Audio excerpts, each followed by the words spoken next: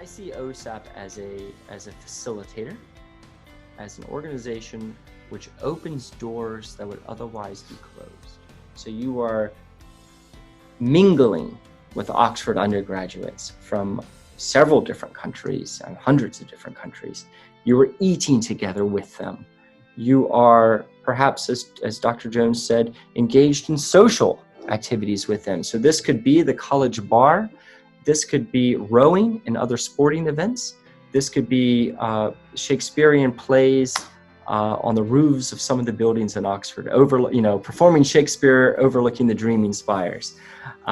This could be relaxing in some of the common areas of the college. So OSAP, we really do try to open up all those doors, and everything I've just described is certainly available to students who study here. And in my encouragement to them, and what I try to get them to do, is to set through those doors. Might well in the evening go to a former hall in the college, or simply the college with which they're associated, or simply go to the college bar, or engaging in sporting events. I'm actually very interested to hear what Dr. Jones says to this. Yes. I sometimes have to say, to remind American students that the UK is not the 51st state. But, I don't want to make light of culture shock, because your students or CUA students will experience some level of culture shock. That is undeniable. It's going to happen. And by the way, it's very, very healthy at the same time. It doesn't seem like it's healthy in the midst of it, but it is healthy. I think culture shock comes on different levels. I think the first thing that students, when they come over, they start to struggle with are the changes are the differences in vernacular. You know, it's not a cash register, it's not a till, it's not a line, it's a queue. It's not a sidewalk, it's a pavement. These sorts of things.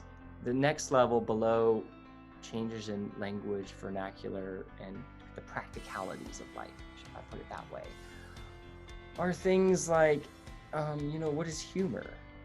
Humor has a different connotation here. Friendship has a different connotation here, by the way. Americans tend to have many more friends, which are short-lived.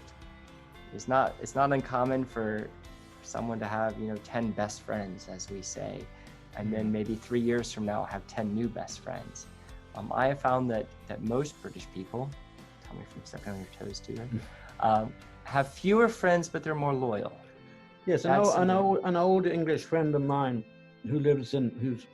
she and her husband have lived in Indianapolis for about 30 odd years, probably more now. But she told me once, it's easier to make friends, she thought, in the United States, but it's more difficult to make close friends. But the fact that Oxford is small scale, it's localized, and the university is decentralized, I think that's in spite of the differences in culture and language and vernaculars, Judson has said, I think that the fact those features I've just described make it easy in many ways for American students, especially if they come from small towns or rural areas. Yes. Not as much. Yes. Yes, it's one of my favorite thoughts, yeah.